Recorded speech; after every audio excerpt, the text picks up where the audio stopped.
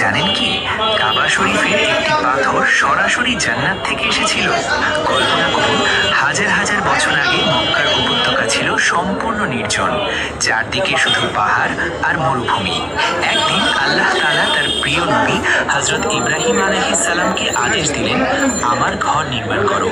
তখন ইব্রাহিম আলাইহিস সালাম তার পুত্র হযরত ইসমাইল আলাইহিস সালামকে সঙ্গে নিয়ে কাজে নেমে পড়লেন। পিতা নির্মাণ করতেন আর পুত্র পাহাড় থেকে পাথর বয়ে আনতেন। তাদের উদ্দেশ্য ছিল একটাই, আল্লাহর সন্তুষ্টি অর্জন করা। পাথরের দেয়াল ধীরে ধীরে উঁচু হতে লাগলো। যখন দেয়াল অনেক উঁচু হয়ে গেল, তখন ইব্রাহিম আলাইহিস সালামের জন্য উপরে পৌঁছানো কঠিন হয়ে পড়ে। আল্লাহর ইচ্ছায় একটি বিশেষ পাথর তার নিচে উঠে আসতো, যাতে তিনি দাঁড়িয়ে নির্মাণ কাজ চালিয়ে যেতে পারেন। আজ সেই পাথর মাকামে ইব্রাহিম নামে পরিচিত এবং কাবা শরীফের কাছেই সংরক্ষিত রয়েছে।